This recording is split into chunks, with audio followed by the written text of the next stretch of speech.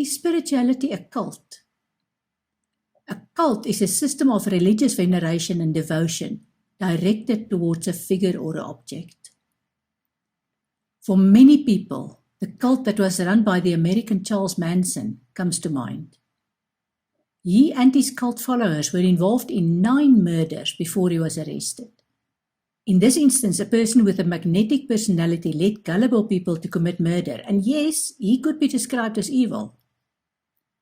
How is this cult different from ISIS and their killings in the name of Islam?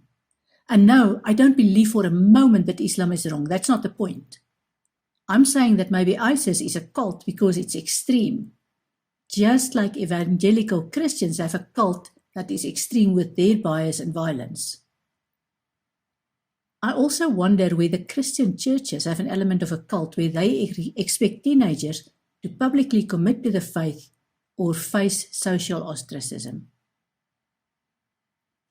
A cult doesn't necessarily need to be violent or magnetic. How would you describe the Jehovah's Witnesses who draw people into their organization and make it difficult for them to get out? This is my opinion. But I also wonder about the Pope who has been venerated and feared for ages. And that attitude doesn't change when the holder of the position changes. And I wonder about the followers of Jesus, an absent figure who will at some point reincarnate or not. Think of those WWJD or What Would Jesus Do armbands that apparently hold some magical powers for the wearers. Question for you.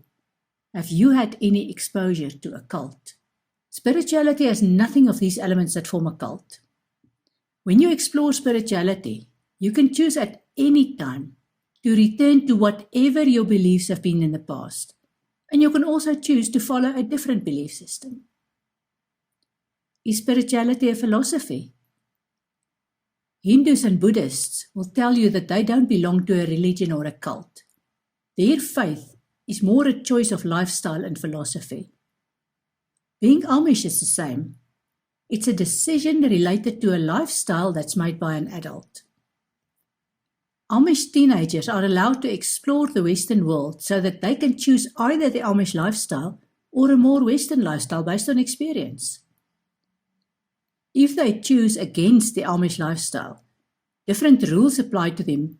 For example, they can have dinner with their family, but they are expected to sit at a different table. To me, this sounds like a philosophy rather than a cult or religion. The Baha'i have their Ba'ullah or guru. The Guru Granth Sahib is a collection of hymns, poems, and other writings. The reason for this is that there were a series of gurus, and when the last one passed away, the movement chose to have the Guru Granth Sahib, in other words, all the writings that existed at the time, become the guru, rather than choosing another leader. The Baha'i movement or philosophy advocates universal peace and unity among all races, nations, and religions. What is your philosophy to succeed in life? Spirituality never had a single leader and is much more than just a philosophy.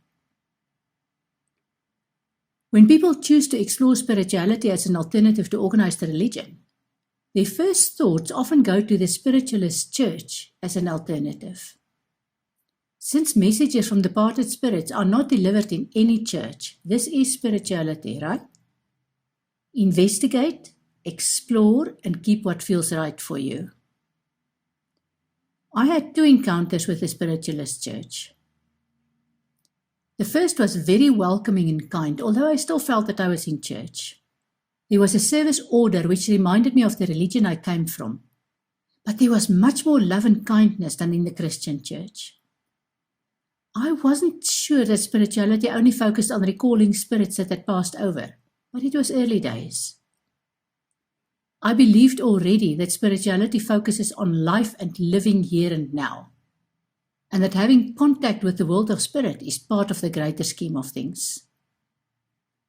Then I moved to another country and visited a different spiritualist church. It couldn't have been more disappointing. There was a rigidity and coldness that I didn't expect at all.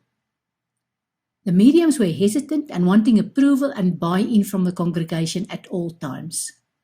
It was not what I had associated with the spiritualist church at the time. I offered my services as a medium and was invited to take a small part of a service. That was okay with me.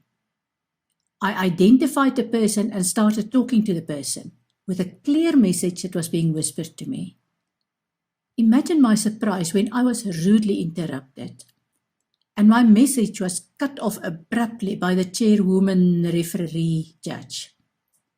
It turned out that I didn't follow the agreed rules, whatever they were, and the people in charge of the congregation didn't like my style. Does spirituality have a style? And they didn't want to confuse their congregation.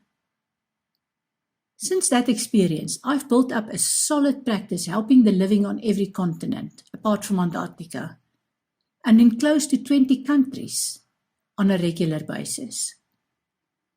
I've also never returned to any spiritualist church because the rules and regulations of organized religion, including spiritualism as opposed to spirituality, make no sense to me. I still work as a psychic and medium, which means that people who have passed on appear in my readings for clients when they are available and when they have information they want me to convey to their clients. Here's a question for you. What is your view on the spiritualist church?